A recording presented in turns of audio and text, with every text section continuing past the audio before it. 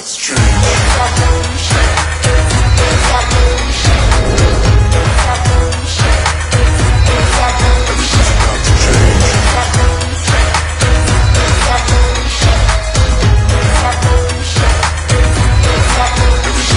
change.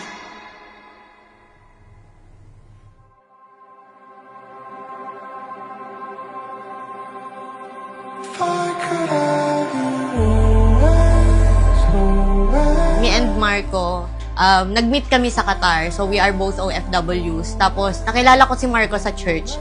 I met him sa time na ayoko na. I'm so fed up with everything. And then, ayun, sabi ko sa Lord, Lord, ayoko na. And then, ayun, si Marco, nakilala ko siya.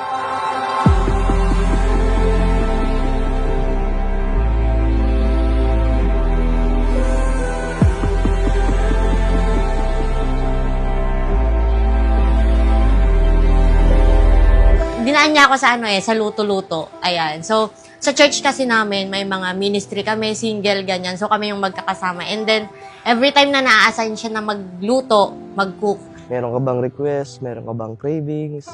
Ayan. So, parang yun din yung naging way ko para mas ma-pursue ko siya. Alam ko, hindi naging madali yung mga pinagdaanan natin. Pero ako'y nananalig sa ating Panginoon na tayo ay gabayan sa pang-araw-araw at lalo pa tayong pagtibayin. Mona, you are God sent and someone I never expect to have in my life. Marriage is a journey. And along the way, you will encounter many challenges. And we are not really sure of what lies ahead. You can be sure, with God's help, magkakaroon kayo ng maayos na paglakad sa inyo.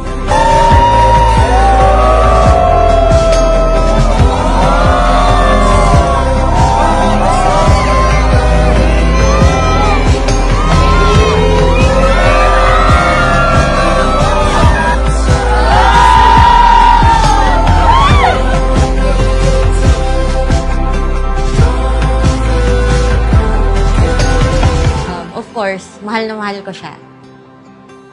Hindi ko siya papakasalan kung I see a gap within the word love. Lord, kung bibigyan mo man ako, o kung si Marco na, sabi ko, gusto ko yung lalaking maglalapit sa akin, sa'yo. And if he is not the one, sabi ko, alisin mo siya sa aking buhay. I always seek God desires, no? Kung ano ba yung plano niya sa akin, sa amin, kung siya na ba talaga, Lord. So be it, no? Let your will be done. Hold our world together. Marco, my love. Siyempre first, I just want to thank you for loving me, for accepting me, and my Elijah. Thank you for the unconditional love that you have showed me, na pinaramdam mo sa akin all throughout those years, 5 years in the making. I really thank the Lord for your life. Need to sing like a choir of saints. You don't need to ride like one of the plays. You don't need to dance like David danced. If you just love me like only you can, would you love me like Little did I know na yung ate na ayaw ko before. Idol ko pala. Our relationship is not perfect, nor close to perfect. We don't even say I love you that much.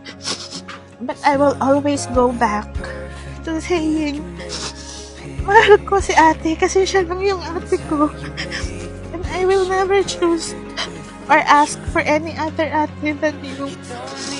sing like a choir of saints. You don't need to ride like one of the plays. You don't need to dance like David danced. If you just love me like only you can,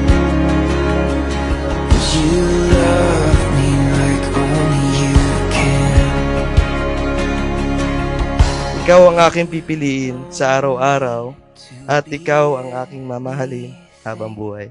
Ay ayating ka, iti amin nga oras, minuto, aldaw, bulan, tawin, ken iti amin mga dundaway, manipud iti hanggingga, iti tungpad biyag. Ay ayaten, love. Don't need to be anything to anyone but who you are to me. Oh, you don't need to be anything to anyone. Na taon-taon ipapaalala ko yung araw na to na nagsumpaan tayo sa ating pagmamahalan. And we have taken this step, this very big step, na tayo ay nanindigan sa ating pagmamahalan. I promise to love you even more until death, even after death do us part. I love you, Mark. If you just love me like only you can, you don't need to sing like a choir of saints. You don't need to write like one of. Pag dumating ang panahon, years from now, nagkaroon kayo ng heavy conflict, ano naman mangyari? I always suggest, go back to this day. Kaya yung mga photo, videos natin, ingatan niyo yan. Because when the time comes, pwede kayong bumalik niyan and review your vows, your promises to your partner.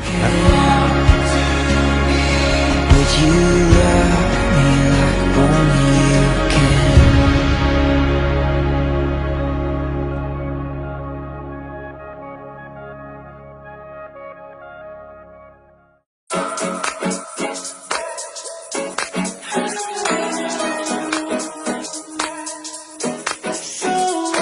Mona Filipina Hermosa. Yan. Talaga naman. Soon to be Mrs. Bunusta. Yan. Feel so alive.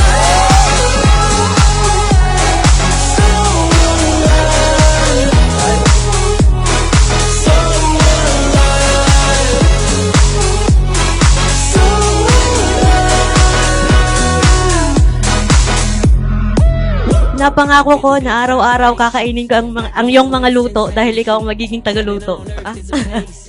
Linggo-linggo, pinapangako ko na ihahanda ko yung mga damit na lalabhan mo. Dahil ikaw yung magiging tagalaba. Buwan-buwan, pinapangako ko na ihahanda ko ang aking mga palad para kunin yung sahod mo. Ay. I feel so alive.